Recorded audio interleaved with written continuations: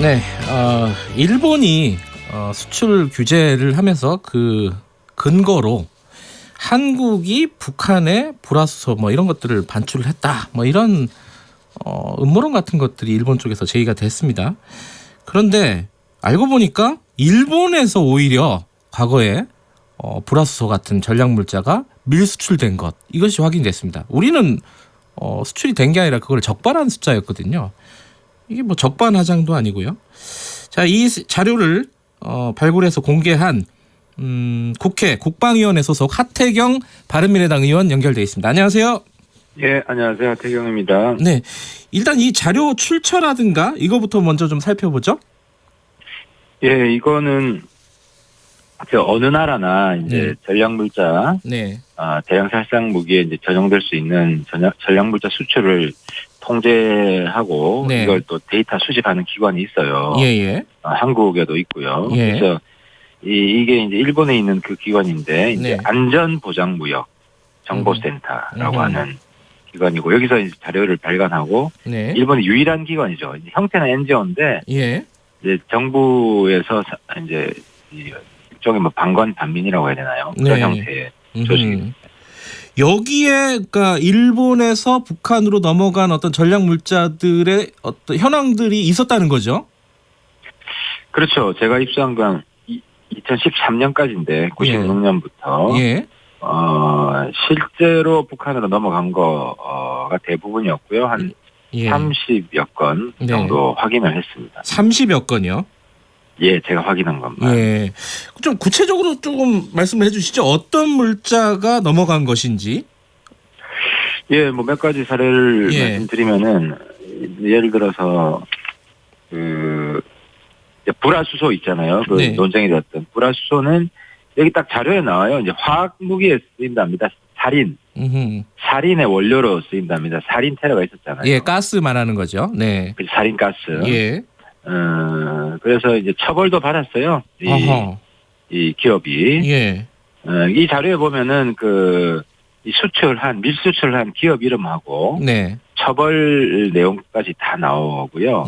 또 하나가 이제 핵무기 개발에 쓰이는데 직류 안정화 전원이라고 있대요. 이게 이제 뭐냐면 기계인가 보죠, 기계?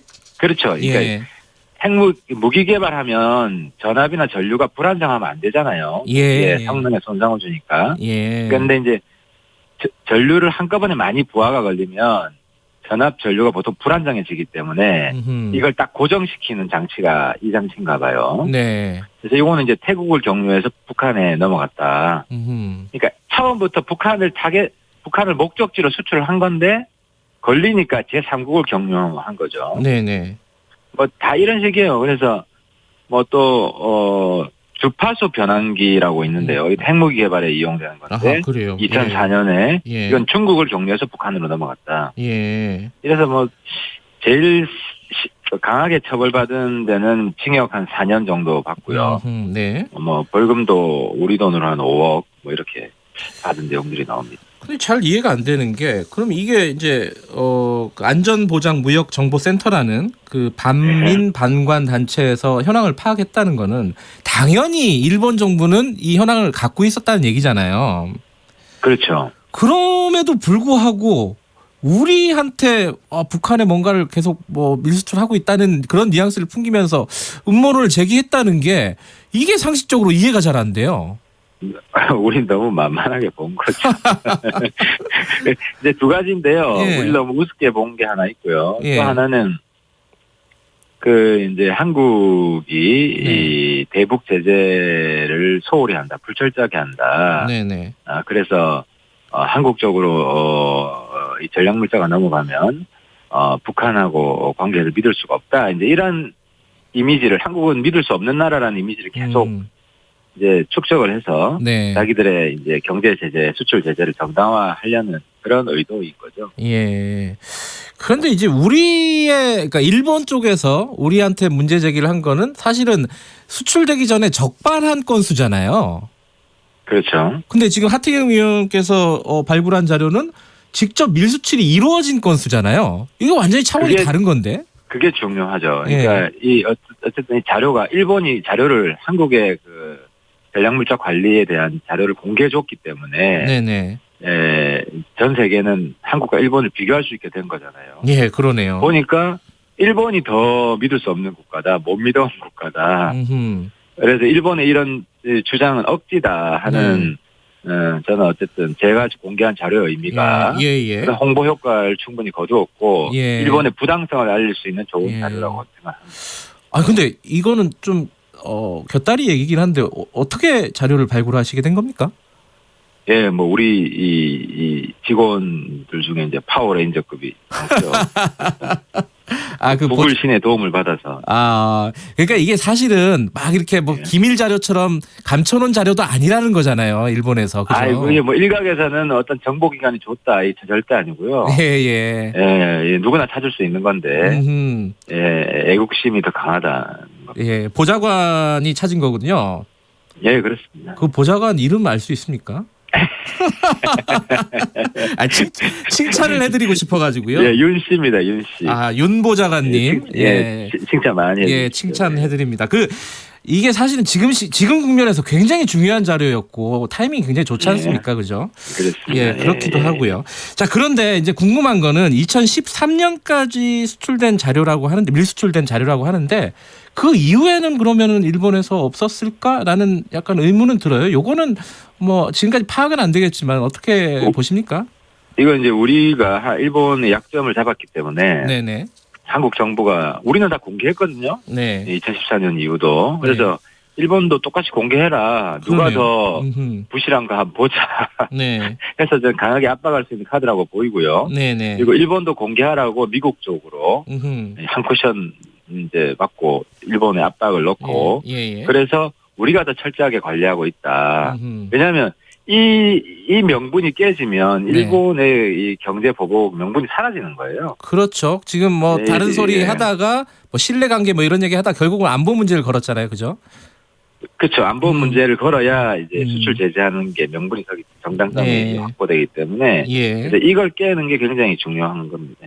근데 미국 얘기하셔갖고 그러는데 미국도 사실은 이런 전략물자 무허가 수출 이게 물론 이제 철저하게 규제는 하지만은 일부 뭐 구멍이 있다는 건 또 사실 아닙니까? 미국마저도 사실.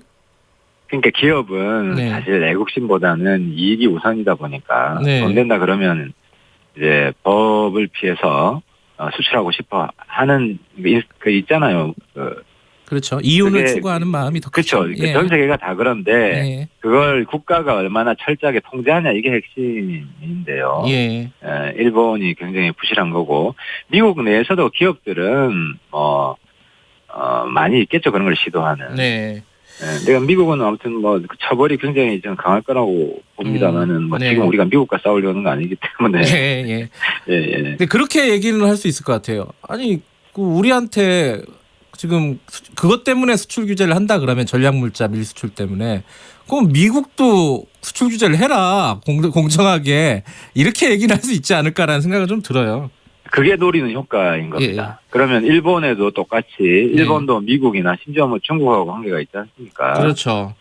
그러면은 일본에도 똑같은 수출 규제를 해야 된다는 역논리가 성립하기 때문에 일본도 이 자료가 공개된 것에 대해서는 상당히 좀 불안해할 거라고 생각합니다. 지금 어제 대정부 질문에서 하태경 의원께서 이 관련된 질문을 했습니다. 총리에게도 했는데 우리 정부의 입장은 어떻습니까? 이런 어떤 전략물자 밀수출 이런 거 관련해 가지고 지금 현재 한국 정부는 아무래도 이제 바로 우리 북한하고 맞서 있었기 때문에 역사적으로 이 문제에 대해서 그 어느 나라보다도 강력하게 통제를 해온 겁니다. 그래서 일본이 이 문제는 잘못 건드렸고요. 근데 이제 최근에 이제 좀 우리도 좀 조심해야 될 거는 그 대북 제재 해제를 좀 해주자 하는 국내 정치권이나 이런 목소리가 나오잖아요. 이제 이거를 일본이 악용할 수 있는 겁니다. 왜냐하면 이미지이기 때문에 한국의 뭐 집권 여당이 자꾸 다른 나라는 제재 해제 섣불리 해주지 말자고 하는데 한국이 앞서서 해주자 그런다. 이런 이야기가 나오면 저 봐라. 북한 전략물자 북한 관리가 허술할 수도 있는 거 아니냐. 그래서 좀 지금 시점에서는 대북 제재 해제의 문제는 좀 미국을 따라가는, 미국보다 앞서가는 게 아니라 네. 특히 대일 관계에서 그런 좀 조심을 좀 할 필요는 있을 것 같아요. 좀 신중한 자세가 필요하다라는 말씀이시죠. 그렇죠. 일본에 악용될 수 있는 빌미를 주면 안 된다, 정치권이. 예. 근데 이번 사건에서요, 예. 이제 뭐 그냥 이렇게 쉬운 말로 하면은 이 승자는 하태경 의원이시고 패자는 조원진 의원이신 것 같은데, 이 조원진 의원이 공개했던 자료를 바탕으로 해서 조선일보가 기사를 쓰고 그걸 가지고 또 이제 일본 호지 TV나 이런 데서 또 이 한국을 비판했단 말이에요. 이게 조원진 의원은 막 억울하다 뭐 이렇게 얘기하는데요. 어떻게 보십니까? 이게 이제 두 가지 점인데요. 하나는 이제 뭐 정부가 좀 부족한 점이 있더라도 이걸 부각시켜서 정부를 공격하는 것도 야당이 좀 자제했으면 좋겠고요. 또 한 가지는 예를 들어서 일본 여행 가지 말자 이런 흐름들이 있잖아요. 저는 그건 충분히 훌륭하다고 봐요. 근데 이제 그렇다고 해서 간 사람들에 대해서 굉장히 심하게 공격을 한다든지 이런 건 또 좀 그런 것도 우리 내부에 단합을 깰 수 있는 거고, 그래서 그 조원진 의원 자료는 어쨌든 공개한 거잖아요. 한국은 이 투명한 사회이기 때문에 국내에 공개하게 되면 국제적으로 나가는 거지. 이걸 뭐 의도적으로 우리를 이제 골탕 먹이기 위해서 한국 정부를 일부러 유출했다, 이런 프레임은 좀 안 씌웠으면. 그건 좀 지나치다, 그렇게 비판하는. 그것도 거는. 지나치다 아니죠. 서로 이 상황을 좀 한쪽은 친일파다라고 규정짓기 위해서 지금 어쨌든 다 우리가 또 똘똘 뭉쳐서 맞서야 되는, 단합을 해야 되는데. 그래서 대한민국이 단결하라는 깃발을 높이 들고 서로에 대한 좀 과다한 공격은 좀 자제했으면 좋겠어요. 알겠습니다. 오늘 뭐 도쿄에서 실무자 간 양자 협의 있는데 이 자료가 아마 중요하게 쓰일 것 같습니다. 그죠? 네. 오늘 연결 감사드리고요. 윤 보좌관님께 밥 한 끼 사시기 바라겠습니다. 감사합니다. 하태경 바른미래당 의원이었습니다. 자, 김경래 최강시사 1부는 이 정도까지 해야겠네요. 2부에서는요 최고의 정치 코너 마련되어 있습니다. 더불어민주당 김진표 의원 그리고 자유한국당 김영우 의원 두 분과 함께 정부의 가장 뜨거운 현안, 윤석열 후보자도 있고요, 그리고 추경 문제도 있고요, 여러 가지 문제들 뜨겁게 짚어보겠습니다. 잠시 후에 뉴스 듣고 8시 5분에 돌아옵니다.